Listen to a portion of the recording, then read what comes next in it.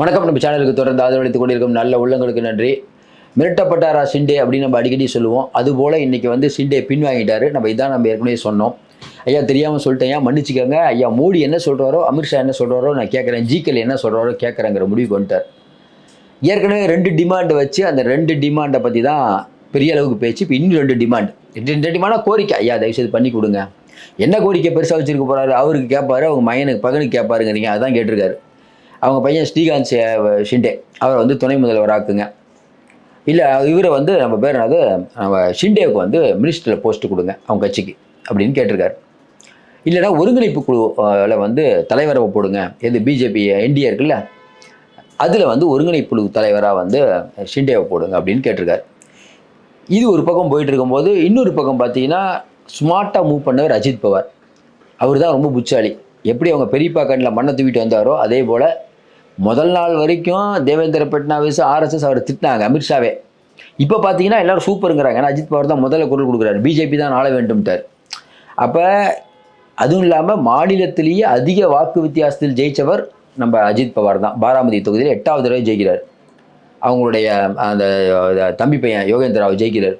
இது வந்து இவருக்கு பெரிய ஒரு இழப்பு தான். சரத்பவார் மிக மூத்த அரசியல்வாதி இந்தியாவில், மகாராஷ்டிராவின் ஐக்கான்னு கருதப்படக்கூடிய சரத்பவாரை ஒரு ஆட்டம் காட்டியிருக்கார் அஜித் பவார். இதனால தான் சொல்கிறோம், கூட இருக்கவங்கள தான் நமக்கு வில்லங்க வரும்னு சொல்லுவாங்க. அதுதான் அந்த கதை. ஷிண்டேவும் கவுத்து விட்டார் உத்தவை, இவர் கவுத்து விட்டார் வெகுவா. இப்போ ஷிண்டேவுடைய டிமாண்ட் என்ன? இப்போ ஷிண்டேவுடைய டிமாண்டுன்னு வெளிப்படையாக எல்லாருக்கும் இதான் கேட்டிருக்காரு. ஆனால் அவர் என்ன சொல்கிறாரு, இல்லை நான் மக்கள் நலன் தான் நமக்கு முக்கியம் அப்படின்ட்டார். டிமாண்ட் என்ன? அவர் டிமாண்டு முதலமைச்சர் பதவி. முதலமைச்சர் பதவி கேட்ட உடனே ஆர்எஸ்எஸ்லேருந்து கூப்பிட்டு சொல்லிட்டாங்க பொழுது, இந்த மாதிரி கூட்டம் கூடுறதெல்லாம் வேலை வச்சுக்கிட்டோம்னா கட்சி காணாமல் போயிருந்தோன்னா அதெல்லாம் வேணாங்க, எல்லாம் போயிருங்க பாட்டு சொல்லிட்டார். அப்புறம் ப்ரெஸ் மீட்டு போட்டு நான் ஒரு சாதாரண தொண்டன்னார். எல்லாரும் சாதாரண தொண்டன் தான், மோடி சொன்னானே கேட்பேன்ட்டு. அப்புறம் மோடி அமித்ஷா தான் அவருக்கு தெய்வம்ட்டார். மோடி அமித்ஷா தெய்வம் அப்படின்னா என்ன அர்த்தம்னா பாருங்கள், ஆர்எஸ்எஸ் வந்து என்ன வேணாங்குது, அவர் ஃபட்னாவிஸை கூப்பிட்டு வரங்கிறாங்க. என்ன இருந்தாலும் நான் உங்களுடைய அடிமை, என்ன ஆக்குங்கன்னார். அது முடியாது, முடிஞ்சு போச்சு. ஏன்னா பெரிய பிரச்சனை ஆகி போச்சு. சரி, அடுத்து என்ன? என் பையன் வந்து ஸ்ரீகாந்த் ஷிண்டே, அவர் பாருங்கள் உத்தவ் தாக்கரே பையன் உருளி தொகுதியில் நின்னார். அவரை எப்படியும் தோக்கடிக்கணுங்கிறதுனால என் பையன் அவ்வளோ ஒர்க் பண்ணார். அதனால தான் கடைசி நேரத்தில் பின்தங்கிலாம் ஜெயித்தார். கடைசி நேரத்தில் ரொம்ப பின்தங்கினார் ஆதித்ய தாக்கரே, கஷ்டப்பட்டு தான் ஜெயித்தார். அப்போ என் பையனுக்கு வந்து துணை முதல்வர் கொடுங்க அப்படின்னு கேட்குறாரு. ஷிண்டேக்கு மத்திய அமைச்சர்.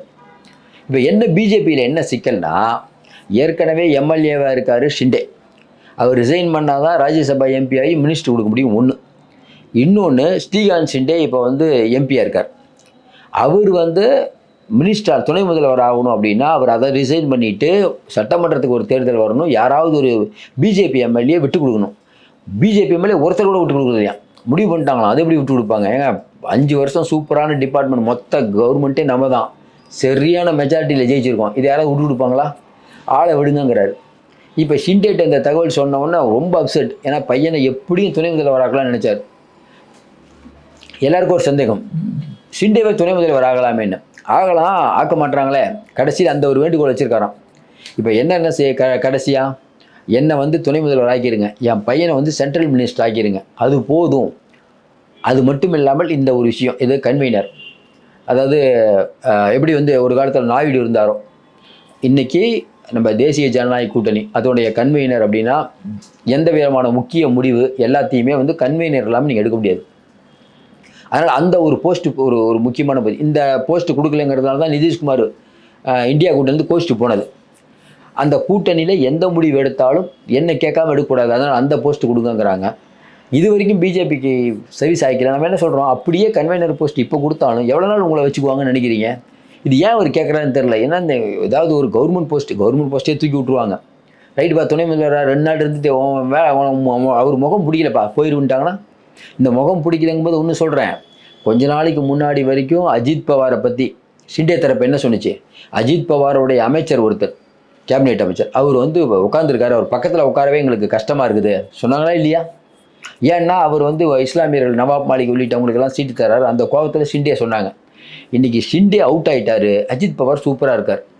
அதாவது ஒன்றுமே புரியல அஜித் பவாருடைய, அதாவது தேர்தலுக்கு முன்பு வரை அஜித் பவார் ஒன்றுமே இல்லாமல் இருந்தார். ஷிண்டேவுடைய கை அவ்வளோ ஓங்கி இருந்தது. அதுவும் இல்லாமல் பார்த்தீங்கன்னா தேர்தலுக்கு முன்னால் வரைக்கும் பெரிய பெரிய போஸ்டர் அஜித் பவார் தான் அடுத்து முதலமைச்சர். அவரே சொன்னார், எனக்கு அந்த அனுபவம் இருக்குது, முதலமைச்சர் தான் என்னோட இலக்கு, லடுக்கி பகன் திட்டத்துக்கு நான் தான், ஏன்னா அவர் தான் நிதியமைச்சர், நான் தான் அந்த பணம் கொடுத்தேன்லாம் சொன்னார். அடுத்த நாள் பிஜேபி ஜெயிச்சதுனால அப்படியே டியூன் மாறிட்டார். ஷிண்டே தேவையில்லாமல் முறுக்கி கொண்டார். இன்னொன்றுங்க, என்னைக்கு நீங்கள் வந்து பிஜேபிக்கு டஃப் கொடுக்குற மாதிரி எனக்கு கோரிக்கையெல்லாம் வச்சிங்களோ அது வந்து பிஜேபி தலைமை ஒத்துக்காது, ஆர்எஸ்எஸ் ஒத்துக்காது. முதல்ல அந்த ஏரியாவில் தான் இருக்கீங்க, உங்களை எப்படி காய் நவுத்தணுங்கிறது அதுக்கு தெரியும். இனிமேல் ஷிண்டேக்கு நம்ம ஏற்கனவே சொன்னோம், இனிமேல் ஷிண்டேக்கு நிம்மதி இருக்குமா? நீங்கள் என்ன தான் உங்களுக்கு துணை முதல்வர் ஏதாவது பெரிய பவர் இருக்குது? அதுக்கு ஒன்றும் இல்லை. பிட்னாவிஸை நம்பி தான் போகணும். ஒரு 4 வருஷத்துக்கு தொடர்ந்து நேற்று வரைக்கும் ஷிண்டே சொல்கிறத பிட்னாவிஸ் கேட்பார். அவர் அசிஸ்டன்ட் மாதிரி போயிட்டு இருப்பார், பாருங்கள் கூடலாம் போவார். ஷிண்டே தான் முன்னாடி உட்காந்துருப்பார். இப்போ அதே தேவேந்திர பட்னாவிஸ் நிற்பார், ஷிண்டே இருக்கணும். முதல்லையாவது ஷிண்டே, அதாவது பிட்னாவிஸ் இருக்கார்ல, அவர் வந்து ஒன்றும் பண்ண முடியாமல் இருந்தார். ஏன்னா மேலே வந்து நம்ம மோடியும் அமித்ஷாவும் ஷிண்டேக்கு ரொம்ப உத்வேகமாக இருந்தாங்க. ஏன் உத்வேகமாக இருந்தாங்க? உத்தவ அடிக்கிறதுக்கு ஷிண்டே தான் சரியான ஆள் நினச்சாங்க. அது வரைக்கும் அவர் வச்சுக்கிட்டாங்க. இப்போ பிரச்சனை இல்லை, மெஜாரிட்டி வந்துருச்சு, நீ உத்தவிட்ட கூட போய் யார்கிட்ட வேணா பாப்பா, எனக்கு ஒன்றும் பிரச்சனை இல்லைப்பா, நாங்கள் ஜெயிச்சிட்டோம், 5 வருஷம் நாங்கள் தான். அப்போ ஷிண்டே என்ன பண்ணுவார்? சென்ட்ரல்லையும் பவர், ஸ்டேட்லேயும் பவர். ஏதாவது போனீங்கன்னா இருக்கிற எம்எல்ஏக்கெல்லாம் கழட்டிட்டு விட்டுருவாங்க, தனியாக தான் ரோட்டுக்கு வரணும். உத்தவ் தாங்குவார், உத்தவே ஆடி போயிருக்கார், நம்ம தாங்குவோமா? அல்ல, இவ்வளோ குழப்பத்துக்கு மத்தியில் இந்த தேர்தலில் ஜெயிச்சது பிஜேபி, ஜெயிச்சது அஜித் பவார்னு சொல்லலாம். தோற்றது உத்தவ் தாக்கரே, ஷிண்டேயும் சேர்த்துக்கலாம், அந்த கும்பலில் சேர்த்துட்டார். பவர் இல்லாமல் உட்காந்துருக்காரு. அதனால் மகாராஷ்டிரா அரசியலை பொறுத்த வரைக்கும் இந்த கேபினெட்டு நமக்கு தெரிஞ்சு இப்போ போகிற போக்கெல்லாம் பார்த்தா அஜித் பவார் சூப்பராக கை ஊற்றிட்டு இருக்காராம். எனக்கு கேபினெட் கூட நீங்கள் என்ன கேபினெட் கொடுக்குறீங்க கொடுங்கப்பா, பிட்னாவிஸ் முதல்வர் ஆகணும், அதான் என்னோட ஆசை. அதுவும் இல்லாமல் மோடிஜி, அமித்ஷா, ஆர்எஸ்எஸ் இவங்கெல்லாம் என்னுடைய தெய்வங்கள்ட்டார். முடிஞ்சு போச்சா கதை? அதாவது வாயுள்ள பிள்ளை பிழைக்குங்கிறத விட எந்த பக்கம் காற்று அடிக்குதோ வெள்ளைக்காக்கா பறக்குதுன்னு பெரிய அவங்க சொன்னால் ஆமான்றிடும்.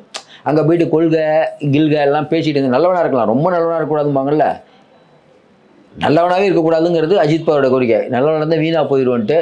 அதாவது இன்றைக்கி வந்து தேசிய அரசியலில் தாண்டி மாநிலத்திலையும் ஒரு பெரிய பேர் வாங்கியிருக்கா அஜித் பவார். என்னடா அது எத்தனை ஆக்டிங்!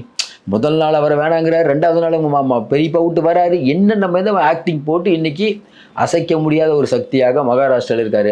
கடைசியாக ஏமாந்து போய் இப்போ ஷிண்டே உட்காந்துருக்காரு. இத்தனை எம்எல்ஏக்கள் ஜெயிச்சோம். ஏன்னா தேர்தலுக்கு முன்னாடி என்ன சொன்னாங்க? அஜித் பவார்லாம் ஒன்றுமே இல்லை, எல்லா கருத்துக்கும் நினைப்பி சொன்னாங்க. ஆனால் பார்த்தீங்கன்னா எல்லாருக்கும் ரசிச்சு வெஸ்ட் மகாராஷ்டிராவில் எப்படிங்க ஜெயிச்சார்? அது பாராமதியில். அதாவது கொஞ்ச நாளைக்கு முன்னாடி அந்த ஏரியாவில் எம்பி தொகுதியில் இடைத்தேர்தல் வரும், எம்பி எலெக்ஷனில் சுப்ரியா சுலு நிற்கிறாங்க, சுனிதா அவங்க மனைவி நிற்கிறாங்க, சுனிதா தோற்று போகிறாங்க. இன்றைக்கி என்னடான்னா பாராமதி தொகுதியில் 8வது தடவை ஜெயிக்கிறார். அதாவது சரத்பவாரெல்லாம் மீறி சரத்பவார் என்ன சொல்கிறாரு, என் குடும்பத்தை பிரிச்சுட்டாங்கலாம் அழுதாரு.